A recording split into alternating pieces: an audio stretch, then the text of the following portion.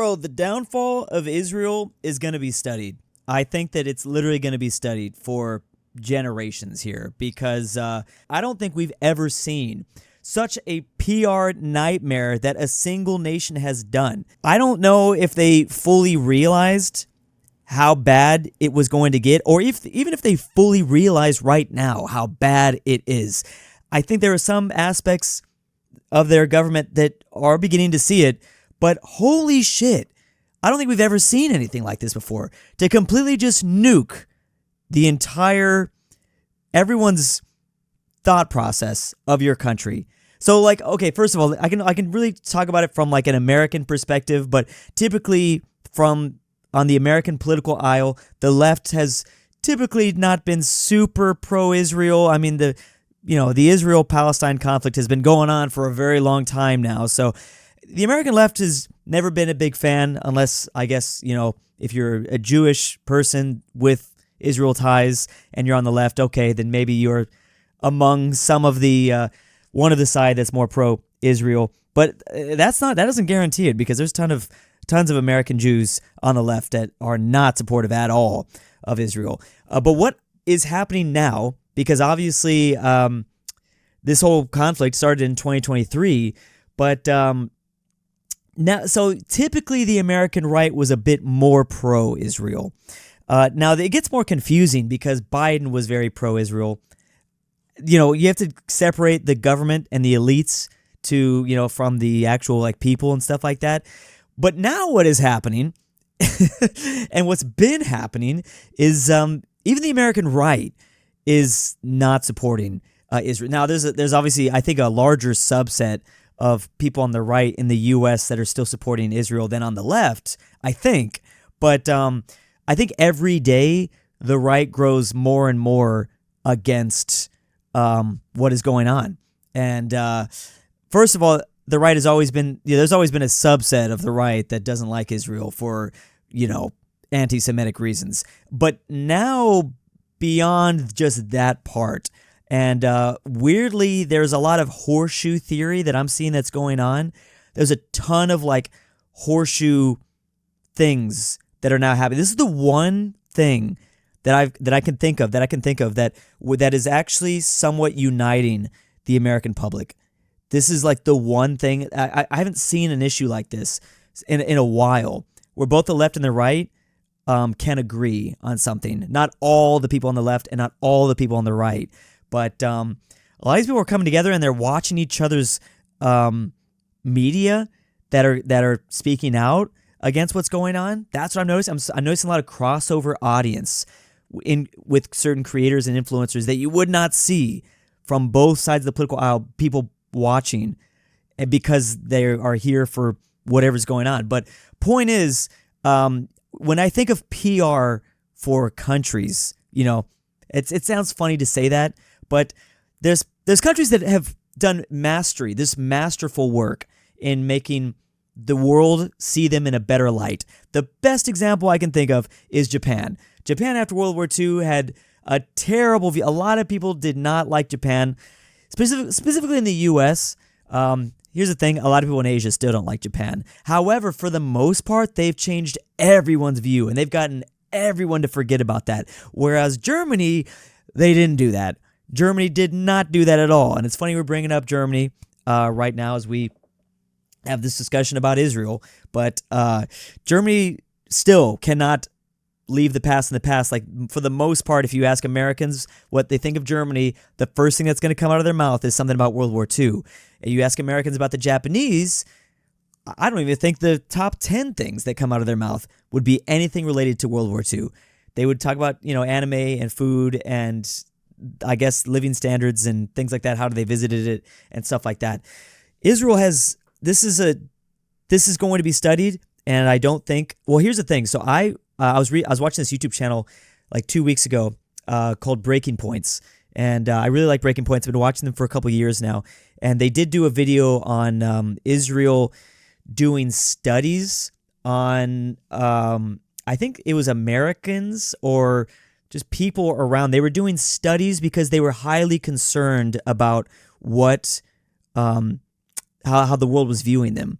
And there is a subset of people clearly in the Israeli government that are somewhat aware of how bad this is going to be, but I don't know if they're going to know to the extent, because what I'm predicting personally is there's going to be an entire generation of people that are going to grow up now that are going to be anti-Israel. Absolutely. Like for a whole generation. And it's a whole generation of young people. It's not like this is hitting the older folks. In fact, I don't think it really is hitting the older folks. I think there's a lot of older people that are still very pro-Israel. Doesn't matter what side of the political aisle they're on, because they remember a very different time. They remember when, some of them remember before Israel was even a state. So I think that's an aspect of it. That was always something that people tried to use to explain Biden's pro-Israel stance. Biden was very just like, they said it was, a lot of people reported that was just kind of up to like the fact that he was old and he remembers a time before Israel and he remembers a time when Israel was just trying to fight for survival and the 6-Day War and all that stuff. But this is a generation of young people that are growing up, and they are not going to forget this. I really do not think that, I think this is going to stick with people forever. This is going to stick for a whole generation. So I think they've instantly lost a generation. It's not even just Americans. I think it's all around the world. So I don't know how they come back from this. There's a lot of talks. There's all sorts of strategies that they're going to try, but I don't think it's going to work, to be quite honest. Like I said, that report that I was watching from Breaking Points said that they were trying to research ways to fix the diplomatic disaster in the eyes of the world. But I don't know how you do that. I really don't know how you do that. Study Japan. Maybe study Turkey. I mean, Turkey not too far of a country away. I mean, what Turkey did to Armenia was pretty horrible, and just everyone forgot that. Not everyone, but a lot of people. Nah, that's not true. You typically speaking, if people know just enough about geopolitics, I think Americans have no idea what happened between Turkey and Armenia, but I think a lot of Europeans definitely know about that.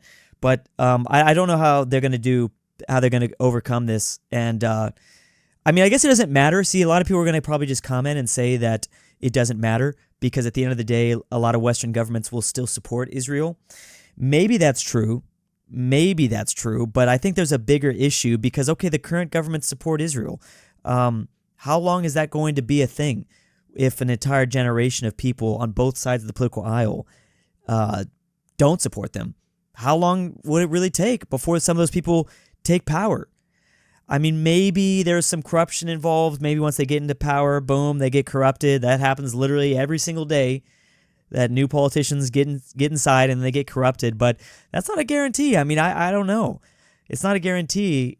I mean, inevitably the Trump era is going to come to an end, and I have no idea what is going to happen after that. I don't think anyone can predict what happens after the Trump era. We have no idea when it's going to end. It could end tomorrow, or it could end in 3 years when he's gone and there's a re-election. But inevitably, the people that watched all this stuff that went down and that have seen, that's been watching this very closely, they will eventually take power, and it is going to be rough. So I don't know. Maybe maybe Israel needs to start making anime. That's really not the most appropriate joke to make right now, but maybe Israel needs to start making J-pop, K-pop. I don't think it's going to work. But there's going to be a new world of geopolitics that we're entering into in the next decade. No matter what happens with the conflict in Gaza, with what happens in Gaza, with the people, I don't know. I mean, there's keeps saying there's a peace treaty. It doesn't really matter. The damage has been done. At this point, the damage has been done.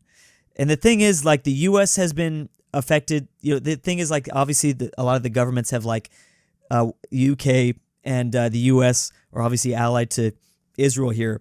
But that's causing a lot of people, like Saudi Arabia, to move away from the West. And there's a lot of people now in the middle. They're like, I don't know if we want to. This is a big geopolitical mistake for possibly a lot of the Western countries. Because if they were cool with Saudi Arabia before, they might not be as cool anymore. Maybe, I mean, I doubt Saudi Arabia would cuddle up to Iran, but they'll definitely go to Pakistan, apparently. And then who knows what the UAE and Qatar are thinking. Other powers that are nearby Syria and Iraq. But let me know your thoughts down below, because I'm fascinated by this. Because this is not going to go away.